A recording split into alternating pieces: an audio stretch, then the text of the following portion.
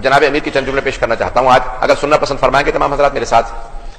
عزیزان گرامی، جب جناب حضرت علی علیہ السلام سے پوچھا کہ یا علی فرمائیے جناب سیدہ کو کیسا پایا، تو آپ نے فرمایا، میں نے اس دن عرض کیا تھا یہاں یا دوسری جگہ پہ، کہ آپ نے فرمایا جنت سے ایک پھول نازل ہوا تھا اور وہ پھول جنت میں واپس چلا گیا۔ جناب سیدہ سے متعلق آپ نے فرمایا جنت سے ایک پھول نازل ہوا جو جنت میں واپس چلا گیا، لیکن آج تک اس پھول کی خوشبو باقی ہے، آج تک جناب سیدہ کی خوشبو میرے پاس باقی ہے۔ تو جناب امیر علیہ السلام نے جناب سیدہ کو ایک پھول کی مانند پیش کیا، اور جناب سرور کائنات نے بھی کہا ہے کہ ہاں جب بھی میں جنت کا مشتاق ہوتا تھا سیدہ کو سونگ لیتا تھا۔ آئیے ذرا پیش کرنا چاہتا ہوں کہ کون ہے وہ ہستی کہ جن کے لیے سب نے یہ فرمایا ہے کہ جنت کی مخلوق تھی، حورا انسیہ۔ بی بی کے القاب میں دو لقب ہے، حورا، حورا جو جنت سے آئی ہیں، انسیہ جو انسانی شکل میں ہیں لیکن ایک نور کی مخلوق ہیں جو دنیا میں تشریف لائی ہیں۔ حضرت علی علیہ السلام فرماتے ہیں کہ میں محراب عبادت میں جب جناب فاطمہ کو دیکھتا تھا تو ہر دفعہ ایک نئی حالت میں دیکھتا تھا۔ آئیں ذرا پیش کرنا چاہتا ہوں صلاۃ محمد وعلی محمد پہ۔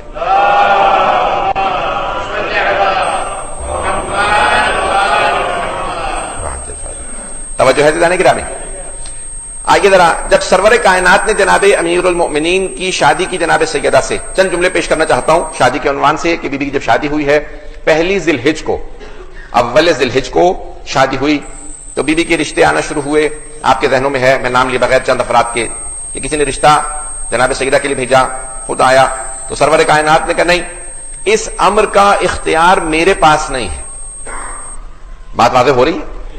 اس امر کا اختیار میرے پاس نہیں ہے۔ تو کہا کہ یا رسول اللہ، یہ کیسے ہم مان لیں کہ آپ کے پاس آپ کی بیٹی کے عقد کا، نکاح کا، شادی کا اختیار نہیں ہے؟ آپ کا تو نام ہی احمد مختار ہے، ہر چیز کا اختیار آپ کے پاس ہے۔ کا نہیں، لیکن فاطمہ کی شادی کا اختیار خدا نے اپنے پاس رکھا ہے۔ اتنے دنوں، چند دنوں بعد کوئی اور صاحب نے رشتہ پیش کیا، پیغمبر اسلام نے کہا اس امر کا مختار میں نہیں ہوں، اختیار میرے پاس نہیں، چوائس میرے پاس نہیں، اللہ کے پاس ہے۔ پھر یہاں تک کہ کسی تیسرے صاحب نے رشتہ دیا، اور جب رشتہ بھیجا تو اس نے کہا کہ میں اتنا سونا دوں گا، اتنے اونٹ دوں گا۔ پیغمبر اسلام نے کہا مجھے بیٹی بیاہنی ہے، بیچنی نہیں ہے۔ اگر بات واضح ہو رہی ہو تو پیسوں کا دھونس مجھے مت دینا۔ پیغمبر اسلام نے کہا اس امر کا مختار میں نہیں ہوں۔ چند دن گزرے تھے کہ مسجد نبوی ہے، آج جناب امیر المومنین تشریف لائے۔ عزیزان گرامی، جو آدمی ہمیشہ عطا کرتا ہو اس کے لیے مانگنا بہت مشکل ہوتا ہے۔ میں بات نہیں پہنچا پایا ہوں۔ امیر المؤمنین ہمیشہ عطا کرنے والے ہیں، مشکل کشا ہیں، پوری دنیا کو عطا کرتے ہیں، لیکن جناب سیدہ وہ ہیں جن کا رشتہ مانگنے خود امیر المؤمنین گئے ہیں۔ جب آئے تو ایک مرتبہ دو زانو ہو کے زمین پہ بیٹھ گئے، سر جھکا کے بیٹھے ہیں، لیکن جناب امیر جو خطیب نہج البلاغہ، جن کا کلام نہج البلاغہ بنتا ہے، آج ان سے گفتگو نہیں ہو رہی، کلام نہیں ہو رہا، بات نہیں کی جا رہی، تو جناب سرور کائنات نے کہا علی آج مزاج کچھ بدلا بدلا سا ہے، پھر بھی کچھ نہیں بولے، سر جھکا کے سامنے بیٹھے ہیں۔ ایک مرتبہ جناب جبرائیل نازل ہوئے، سفینۃ البحار اٹھا کے دیکھیے، جناب جبرائیل نازل ہوئے اور ایک مرتبہ کہا یا رسول اللہ، اللہ سبحانہ و تعالیٰ کہتا ہے کہ اس نے عرش اعظم پہ علی کا فاطمہ سے عقد پڑھ دیا۔ آپ کو بھی اللہ کہتا ہے کہ آپ علی کا فاطمہ سے عقد پڑھ دیجئے۔ عزیزان گرامی، بس ایک شادی ہے جو دو مرتبہ ہوئی ہے، ایک عرش پہ دوسری فرش پہ۔ اس لیے جناب سیدہ کی نسلیں بھی دو طرح کی ہیں، عرشی نسل ہے، فرشی نسل ہے، عرشی معصومین ہے، فرشی سادات ہے۔ تو اللہ نے جناب سیدہ کے لیے کہا۔ اب عزیزان گرامی، مہر جناب سیدہ سب بات کرتے ہیں، سفینۃ البحار سے پیش کر رہا ہوں، شیخ عباس قمی نے سفینۃ البحار میں لکھا ہے اور امام جعفر الصادق علیہ السلام سے روایت۔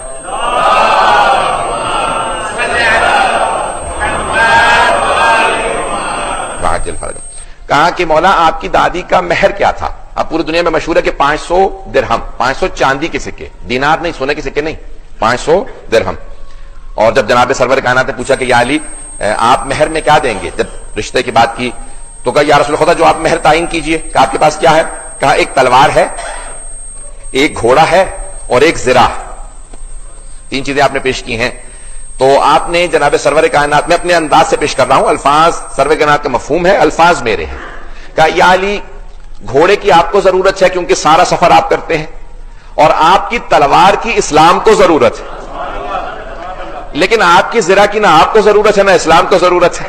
زرہ کی اس کو ضرورت ہو کہ جو کسی کے مقابلے میں آئے اس کے مقابلے کا کوئی آدمی ہو، مولا کے مقابلے کا کوئی آدمی تھا نہیں تو آپ کو زرہ کی ضرورت تھی نہیں۔ تو آپ نے فرمایا سرور کائنات نے یا علی اپنی زرہ بیچ دیجئے، جو ملے گا وہی میری بیٹی کا مہر ہوگا۔